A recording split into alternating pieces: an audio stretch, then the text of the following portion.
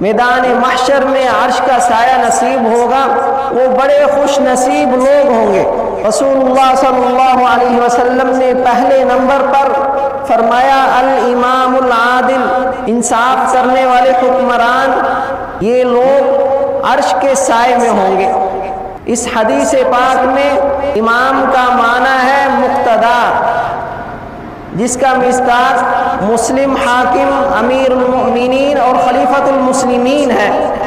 علماء نے لکھا ہے کہ لفظ امام سے مراد حاکم اعلیٰ کے ساتھ ساتھ ہر وہ مسلمان ہے جس پر دوسرے مسلمانوں کی کسی بھی معاملہ میں ذمہ داری ہو، مثلا وہ کسی تنظیم کا صدر ہو، کسی ادارے کا پرنسپل ہو، کسی ادارے کا مالک ہو، کسی ادارے کا جی ایم ہو یا کسی ادارے کا سپروائزر ہو۔ اگر کسی کے نیچے چند لوگ بھی کام کرتے ہیں، شریعت کا مطالبہ اس سے بھی یہی ہے کہ وہ اپنے ماتحتوں کے ساتھ انصاف کرے، عدل کرے۔ عدل کرنے والے لوگوں کے بارے میں رسول اللہ صلی اللہ علیہ وسلم نے فرمایا انصاف کرنے والے اللہ تعالیٰ کے نزدیک دائیں جانب نور کے ممبروں پر ہوں گے۔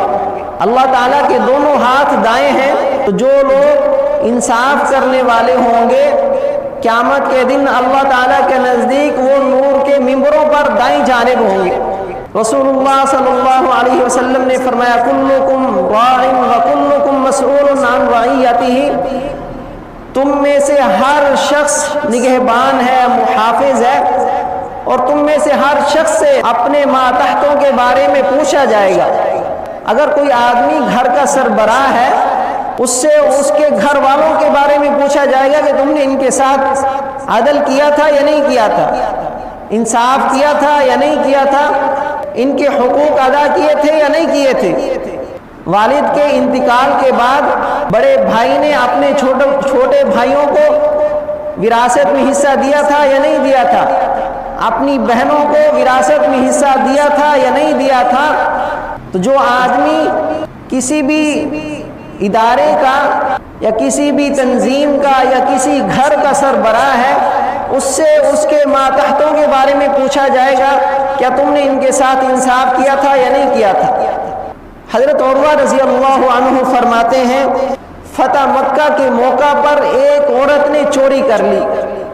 اس عورت کی قوم گھبرا کر اس عورت کو حضرت اسامہ بن زید رضی اللہ عنہ کے پاس لے آئے، اور حضرت اسامہ بن زید رضی اللہ عنہ سے کہنے لگے کہ آپ رسول اللہ صلی اللہ علیہ وسلم سے اس عورت کی سفارش کریں تاکہ یہ سزا سے بچ جائے۔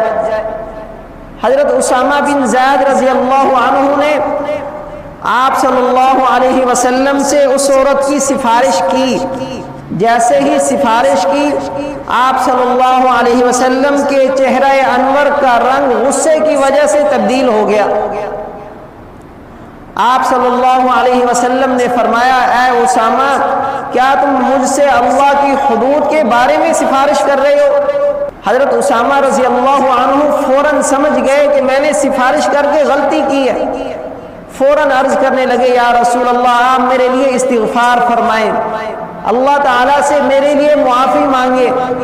شام کو آپ صلی اللہ علیہ وسلم بیان فرمانے کے لیے کھڑے ہوئے، اللہ تعالیٰ کی شان کے مناسب حمد و ثنا بیان کی۔ اس کے بعد فرمانے لگے کہ تم سے پہلی امتیں اس وجہ سے ہلاک ہوئیں، تم سے پہلے لوگ اس وجہ سے ہلاک ہوئے کہ جب ان میں کوئی طاقتور اور معزز آدمی چوری کرتا ہے تو وہ اس کو چھوڑ دیتے، اور جب کوئی کمزور اور غریب آدمی چوری کرتا اس پر شرعی حدود قائم کرتے، اس کو سزا دیتے۔ اس وجہ سے تم سے پہلے لوگ ہلاک ہوئے۔ آپ صلی اللہ علیہ وسلم نے فرمایا قسم اس ذات کی جس کے قبضے میں محمد کی جان ہے، اگر محمد کی بیٹی فاطمہ بھی چوری کرے گی میں اس کا ہاتھ بھی ضرور کاٹوں گا۔ اس کے بعد آپ صلی اللہ علیہ وسلم نے اس عورت کے ہاتھ کاٹنے کا حکم دیا، اس عورت کا ہاتھ کاٹ دیا گیا۔ اس کے بعد اس عورت نے بڑی اچھی توبہ کی، اس نے شادی بھی کی۔ حضرت عائشہ رضی اللہ عنہا فرماتی ہیں کہ اس کے بعد وہ عورت میرے پاس آیا کرتی تھی اور میرے ذریعے آپ صلی اللہ علیہ وسلم سے سوال پوچھا کرتی تھی، دین کی باتیں پوچھا کرتی تھی۔ تو قانون اور اصول سب کے لیے برابر ہوتے ہیں، غریب کے لیے بھی وہی قانون ہوتا ہے جو امیر کے لیے ہوتا ہے، جو اصول غریب کے لیے ہوتا ہے وہی اصول امیر کے لیے بھی ہوتا ہے۔ اصول اور قانون سب کے لیے برابر ہے، امیر اور غریب کا کوئی فرق نہیں ہوتا۔ حضرت علی رضی اللہ عنہ امیر المؤمنین ہیں، وقت کے بادشاہ ہیں، ان کی زیرہ گم ہو گئی، بڑی قیمتی اچھی زیرہ تھی۔ چند دنوں کے بعد انہوں نے کوفہ کے بازار میں دیکھا ایک ذمی اس زیرہ کو فروخت کر رہا ہے۔ حضرت علی رضی اللہ عنہ نے اس زیرہ کو پہچان لیا، اس ذمی کے پاس گئے اور فرمایا کہ یہ زیرہ میری ہے۔ وہ ذمی کہنے لگا اس وقت یہ زیرہ میرے پاس ہے، میرے قبضہ میں ہے، لہذا یہ زیرہ میری ہے، میں اس کا مالک ہوں۔ حضرت علی رضی اللہ عنہ نے فرمایا کہ تم غلط کہتے ہو، اس زیرہ کو نہ میں نے فروخت کیا نہ میں نے کسی کو تحفۃً دیا، یہ زیرہ مجھ سے گر گئی تھی، گم ہو گئی تھی، لہذا یہ زیرہ میری ہے۔ تو وہ ذمی اس پر کہنے لگا کہ چلو مسلمانوں کے قاضی کے پاس چلتے ہیں، اس سے فیصلہ کرواتے ہیں۔ اب امیر المؤمنین وقت کا بادشاہ حضرت علی رضی اللہ عنہ اور وہ ذمی کافر دونوں قاضی شریح بن حارث رحمہ اللہ کے پاس پہنچے۔ وہ کوفہ کے قاضی تھے۔ قاضی شریح بن حارث رحمہ اللہ نے دونوں کی بات کو توجہ کے ساتھ سنا، پھر حضرت علی رضی اللہ عنہ سے فرمانے لگے کہ امیر المؤمنین مجھے یقین ہے کہ آپ اپنے دعویٰ میں سچے ہیں، یہ زیرہ آپ کی ہے، لیکن دعوے کی تصدیق کے لیے گواہوں کا ہونا ضروری ہے۔ اگر آپ کے پاس گواہ ہیں تو آپ گواہ پیش کریں۔ حضرت علی رضی اللہ عنہ نے فرمایا کہ میرے پاس دو گواہ ہیں، ایک میرا غلام اور ایک میرا بیٹا حسن۔ اس پر قاضی شریح رحمہ اللہ نے فرمایا کہ آپ کی گواہی ناقص ہے، اس لیے کہ بیٹے کی گواہی باپ کے حق میں قبول نہیں ہوتی۔ حضرت علی رضی اللہ عنہ نے بطور تعجب فرمایا کہ ایسے شخص کی گواہی قبول نہیں جس کی رسول اللہ صلی اللہ علیہ وسلم نے جنتی ہونے کی بشارت دی ہے؟ کیا آپ کو رسول اللہ صلی اللہ علیہ وسلم کا یہ فرمان نہیں پہنچا الحسن والحسین سیدہ شباب اہل الجنہ، کہ حسن اور حسین دونوں جنتی نوجوانوں کے سردار ہیں؟ کیا آپ صلی اللہ علیہ وسلم کا یہ فرمان آپ نے نہیں پڑھا؟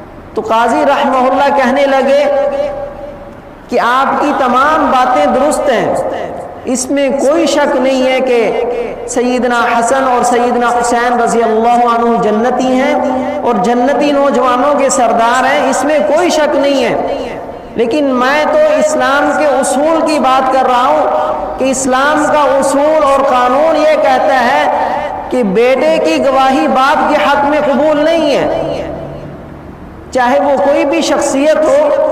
اسلام نے جو قانون بنایا ہے وہ سب کے لیے برابر ہے، تو بیٹے کی گواہی باپ کے حق میں قبول نہیں ہے۔ جب حضرت علی رضی اللہ عنہ نے یہ سنا تو ذمی سے فرمانے لگے کہ میرے پاس ان کے علاوہ اور کوئی گواہ نہیں، لہذا یہ زیرہ تم لے جاؤ۔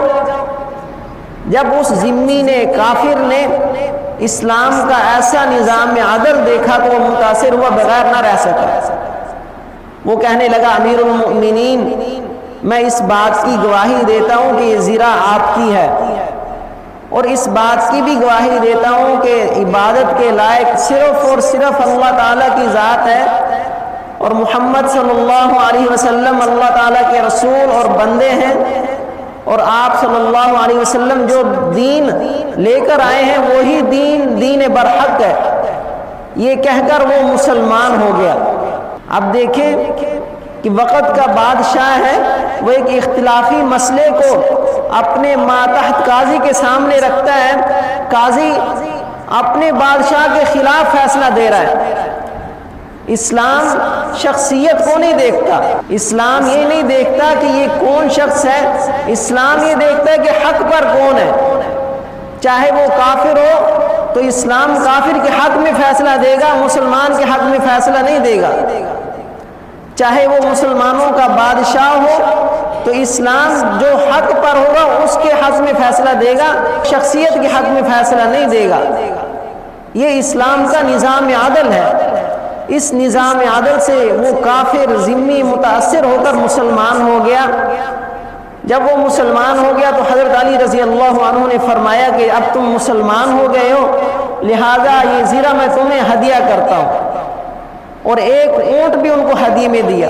تو اسلام ہمیں انصاف کرنے کی تعلیم دیتا ہے۔ تو رسول اللہ صلی اللہ علیہ وسلم نے فرمایا کہ 7 قسم کے لوگ ہیں جن کو اللہ تعالی حشر کے میدان میں اپنے عرش کے سائے میں جگہ عطا فرمائیں گے۔ پہلے نمبر پر الامام العادل، انصاف کرنے والے حکمران۔ جو لوگ انصاف کریں گے قیامت کے دن اللہ تعالیٰ ان کو عرش کے سائے میں جگہ عطا فرمائیں گے۔